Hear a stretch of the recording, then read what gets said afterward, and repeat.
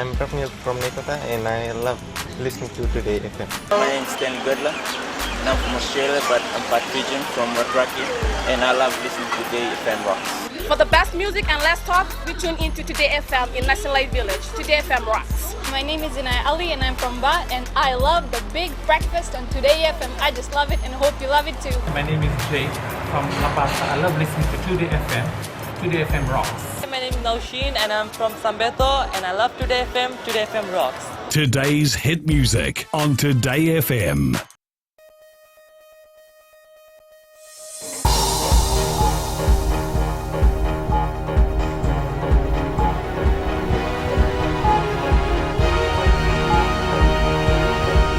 Good evening, I'm Jackie Spate and this is FBC News. Sugar industry to fight on. And Fiji Marriott Resort in Mormi Bay to open early next year.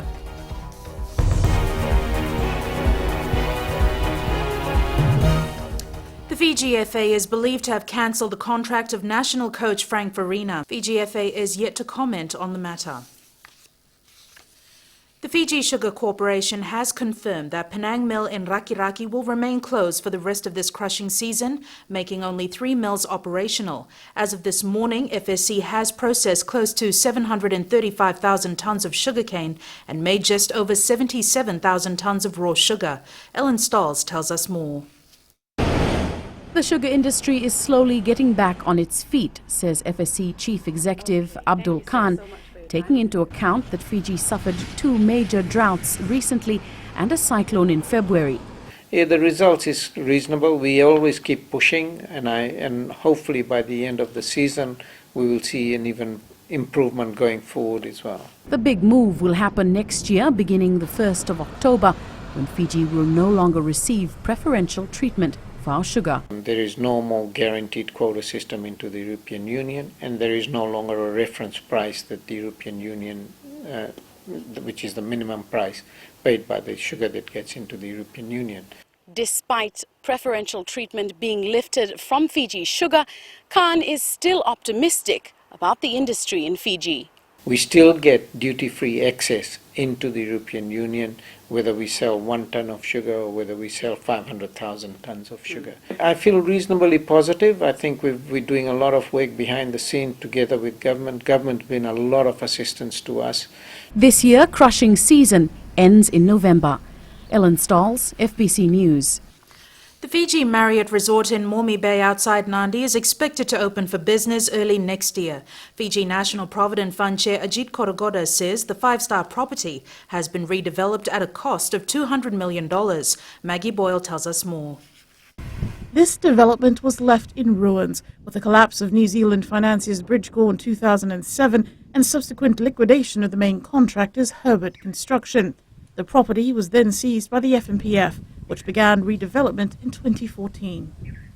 Mormi is ready to go. We are on time and we are on budget. We expect a soft opening before end of the year, and the hotel would be opening for live operations within the first quarter of next year. The 250-room resort will be the first in Fiji to have a man-made lagoon boasting 22 above-water bures. Tourism Minister Fayez Koya over the weekend revealed that by 2020, the agenda is to set the industry over $2 billion. He says this is possible through innovation, new investments, and effective collaboration between the government and the private sector. Promising at least 500 jobs once fully operational, Korogoda says the investment is a reflection of a strong tourism sector. Many people who are wanting to come and buy it out for 20 million, 30 million, we've spent 200 million putting up a brand new hotel there, and I think you guys will all be very proud. Construction on Mormi Bay has been ongoing for 2 years now, and once completed will be one of the biggest resorts in the country. Maggie Boyle, FBC News. A former developer, Mukesh Naidu, has been further remanded by the Nasinu Magistrates Court. He is alleged to have obtained more than $28,000 from 3 different people for land lots sold illegally. Shireen Shivan with the story. Mukesh Naidu, who was wanted by police for more than a year, was arrested on Friday. He was produced in court this afternoon and has been charged with 1 count of disobedience of law and order and 2 counts of obtaining financial advantage by deception. It is alleged that Naidu on different occasions obtained cash from 3 people, promising them to develop their landlots in Sakoda outside Suva. His lawyer Anand Singh made an application for bail. However, the prosecution objected to it, saying the matter is of public interest. It took 2 years for the police to arrest Naidu and that Naidu does not have a fixed address. There are also other matters pending against Naidu. Prosecution requested the court if Naidu can be remanded in Totongo police station as they are still investigating other matters against him. The case will be recalled next Monday. Sharin Shivan, FBC News. Government has approved next year's public holidays through a Gazette Notice number 68 released this week. There will be 11 public holidays. These include New Year's Day, Easter weekend holidays, National Sports and Wellness Day, Constitution Day, Fiji Day, Diwali, Prophet Muhammad's birthday, Christmas Day and Boxing Day. There's an urgent need for landowners to undergo financial literacy training. The revelation was made on FBCTV's For the Record program that most landowners are not saving any of the money they're receiving under the equal distribution system. Ritika Pratap reports. The Itoke Land Trust Board says compared to the past 5 years, the amount of lease money collected has more than doubled. However, landowners are spending most of it. Say 80 or 90% of that chunk is used just on a day-to-day consumption. So what we're trying to encourage now is from a culture of spending it all, we want to go to educate them, provide the financial literacy programs and awareness to them that we need to shift. It's high time now. TLTB has signed an agreement with the South Pacific Stock Exchange that aims to change the mindset of landowners. We have, X amount of years to educate them, to provide a whole array of opportunities, investment opportunities that they can park their funds in, what to look at, what are the prerequisites for investment, so that by the time they have to make the decision, it's sort of a no-brainer for them and they can independently make that decision. Most of them turn back and they get very angry on us. Even now when we had ventured into implementing distribution of lease monies individually, we had a lot of negative comments. On the bright side, Kuruvakandua says the younger generation is set to benefit from the equal distribution. And let me just give an example. Like right now we have a landowning unit whose whom their members are below 18 years. They already have more than $100,000 saved for them. So you can imagine Edwin from that sum. We are grooming millionaires, children who will have $500,000 or even more than $100,000 in years to come. The financial literacy program is part of government's effort to have a financial inclusive society. Under the program, landowners will be encouraged to venture into other activities and not rely heavily on land lease monies. Ritika Pratap, FBC News. Still to come on FBC News, free water tanks for those constantly facing water cuts. And we meet K9 Rex and his handler Sireli from the K9 unit. Stay with us.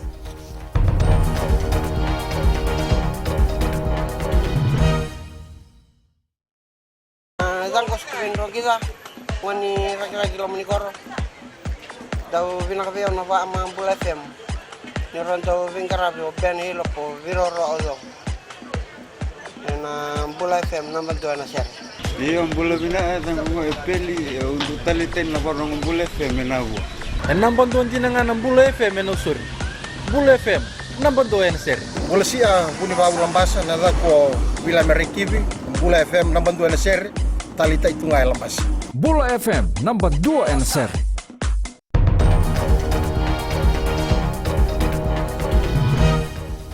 Welcome back. This is FBC News. $1.5 million of dividend payments was received by government today from the Fiji Public Trustee Corporation Limited. This brings the total dividends to $4.5 million paid to government by the company in the last 10 years. Ali Kimbia reports. The Fiji Public Trustee Corporation Limited has made a profit every year for the last 10 years since it was corporatized in 2006. We do not get any grant from government. We get no concessions, but we have been able to become successful through our own efforts. Genevieve says the company is a good example of an entity that encourages profitability, something the government has welcomed. We do encourage entities to make profit and to be disciplined and to return and to give back to government a level of return that is enough for shareholders. Along with its 10th year anniversary celebration, the Fiji Public Trustee Corporation Limited has also announced bonus payment for its staff starting from 2014. Ali Kimbia, FBC News. People in areas with constant water cuts will be given water tanks under the rainwater harvesting scheme. Through the Water Authority of Fiji, the government will provide free water tanks to 20,000 successful applicants. Savara Tambor reports. The time frame given for the program is 12 months and these tanks are ready to be delivered. According to Manager Rural Water Wulabagadhengu, applications have been accepted and the tanks will be delivered to those who meet the criteria. All it is a tank, a 5,000 litre tank with a tap, an overflow and also a washout. And what the applicant needs to do is to prepare the gutters, the down pipe and the tank stand. Once that's ready, when we verify that on site, we will then take the tanks to them. 5 applications have been received so far. Water tanks distributor Gurbachan Company project manager Jasveer Singh says they are looking forward to helping the public. Looking really positive on this project. And we also be supplying some of the gauges to the community in Fiji so that they can see the amount of water in the tanks. There's no need to go and see what is inside, but there's an overflow from outside. You can see the tank and then you can just fill the water up. Members of the public are urged to make use of this opportunity and benefit from the 5,000 litre water tank provided by government. Sabira Tambua, FBC News. Steps taken by Fiji to deal with HIV and AIDS have resulted in a decrease in stigma and discrimination in the last 5 years. While the social stigma of acquired immune deficiency syndrome has dropped, Permanent Secretary for Health and Medical Services Philip Davis encourages more HIV and AIDS testing. Kelly Vadala reports. Speaking at the capacity building workshop for HIV and AIDS in Suva today, Davis says the response to the issue has always been about partnership, solidarity, innovation and social transformation. Our efforts are not just about reducing or reversing HIV infections in Fiji.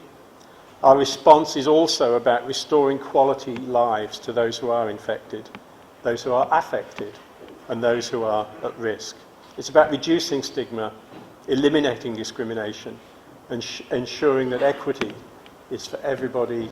Civil societies, non-governmental organizations and faith-based organizations are all part of the 5-day workshop. There are plenty of reported cases, but to me there are people there out there.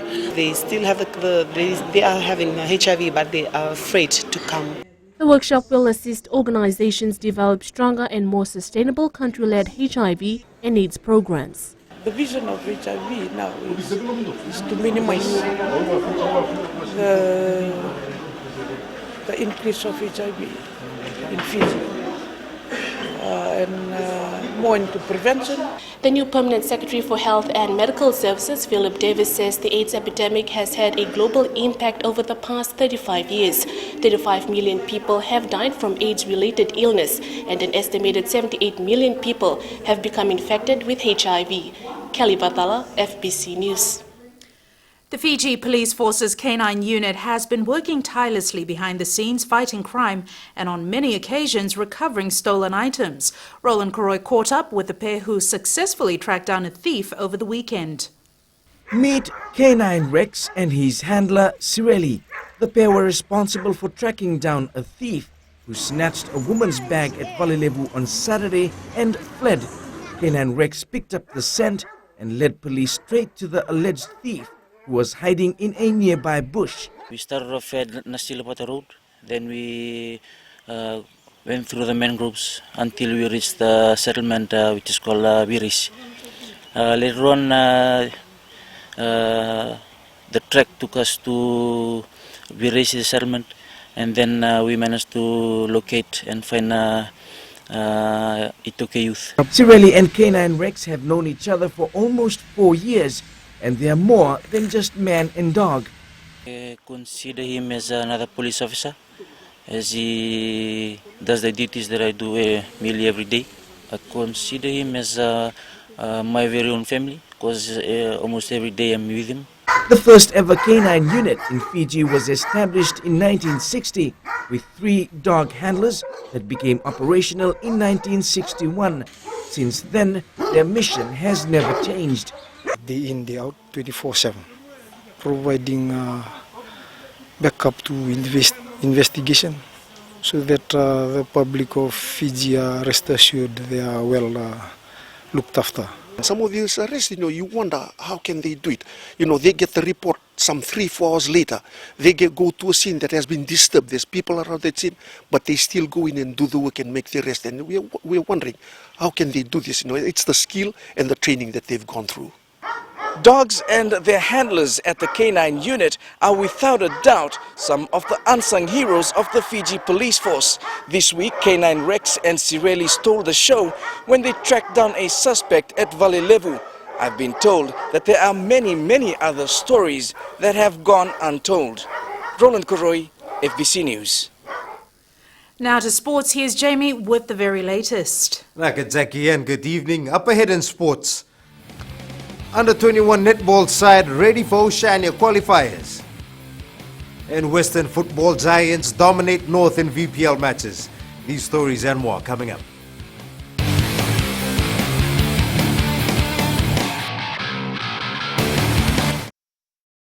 मैं जुगेन नंबिलो तालेबू से radio FIJI 2 24 घंटे मेरे साथ रहता है। हम मंगेरी ताउका के ललेश है। हमारे दिल में और दिमाग में खाली रेडियो FIJI 2 है और सभी भाइयों से आग्रह करते हैं कि रेडियो FIJI 2 सुनना चाहिए। मेरा नाम अभिनेश है, मैं निंदी का रहने वाला हूँ। मैं सभी समय रेडियो FIJI 2 सुनता हूँ क्योंकि उसमें आईना प्रोग्राम रहता है। हाय, मैं उमेश नसासा नाबुआ से। मैं जब भी सुना रेडियो FIJI 2 सुना, रेडियो FIJI 2 देश की धड़कन। रेडियो FIJI 2 देश की धड़कन।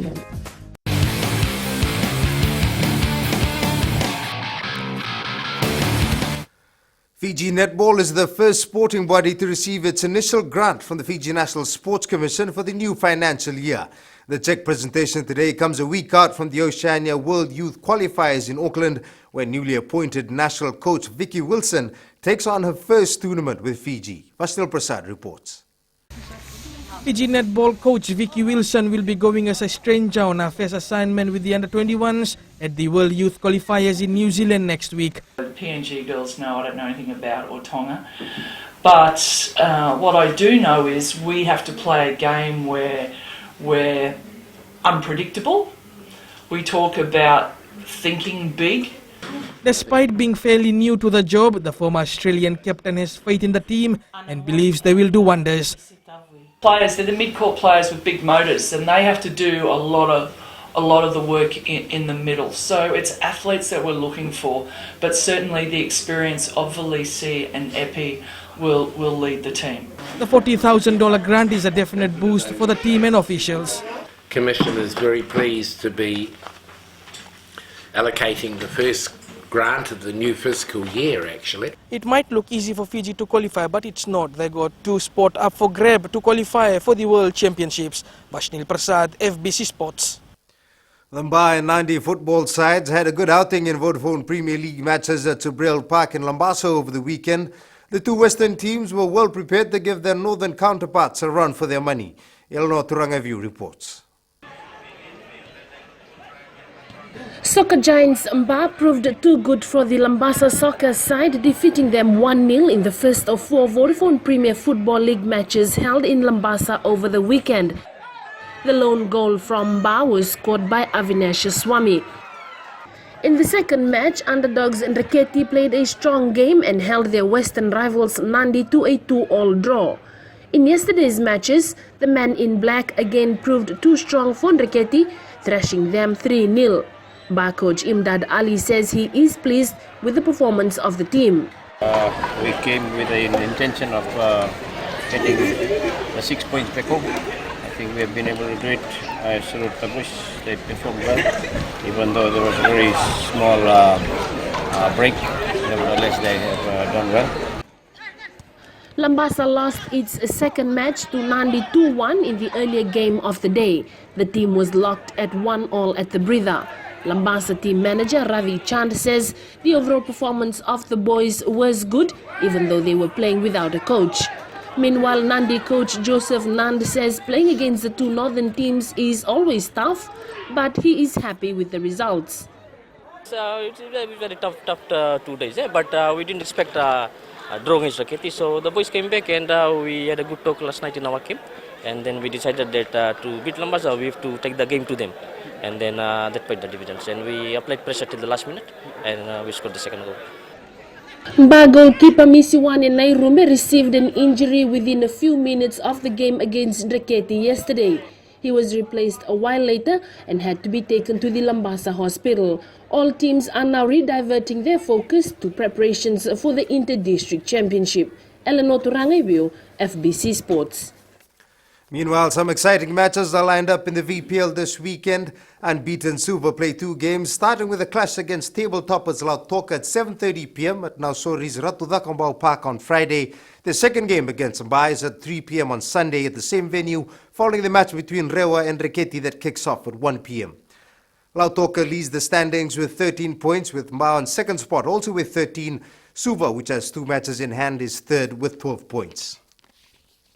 The top 2 teams in the competition qualifies for next year's OFC Champions League.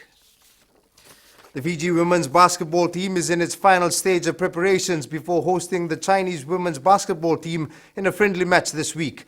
The match against the Asian champion is a step towards a spot in the next World Cup. Meli Tavanga with the details.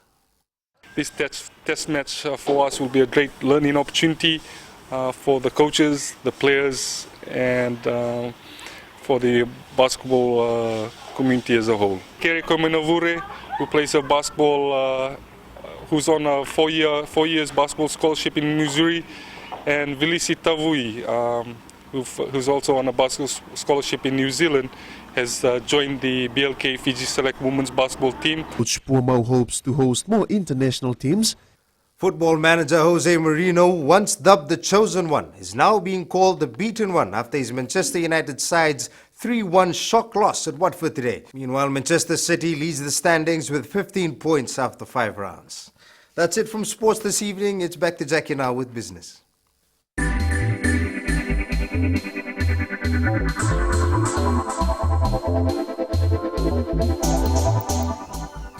Amalgamated Telecom Holdings says it's only a few weeks away from substantiating its position as a communications hub for the Pacific.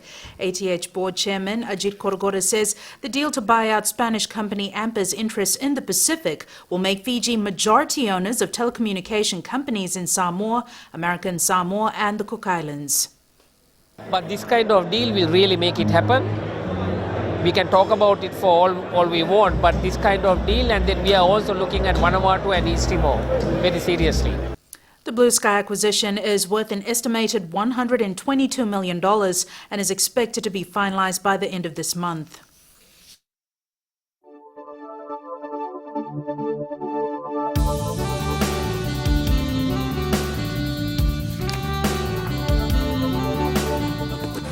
The weather was settled with sunlit skies and a few clouds in most parts of the country. Looking at the temperatures, Savu was the coolest at 27 degrees, while Mombasa was the warmest at 32. For tomorrow, expect the same conditions as today with cloudy skies by noon. And looking further to Wednesday, few showers are expected in the east, whereas the other centres are predicted to be dry. At sea, southeast winds 15 to 20 knots, moderate to rough conditions. And recapping the main stories for tonight, Fiji football coach Frank Farina axed. FSC chief executive says the sugar industry will fight on, and the Marriott Resort in Mormi Bay to open early next year.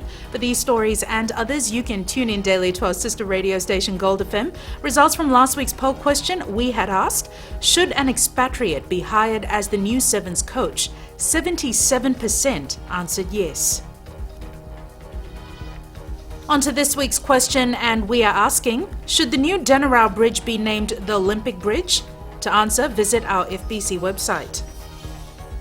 Send us newsworthy pictures and videos on email citizenseyes@fbc.com.fj or share it with us via Facebook page, FBC News. And if you're on Twitter, follow and tweet us your news tips at FBC_news or simply hashtag FBC News. You've been watching FBC News. I'm Jackie Spade. Good night.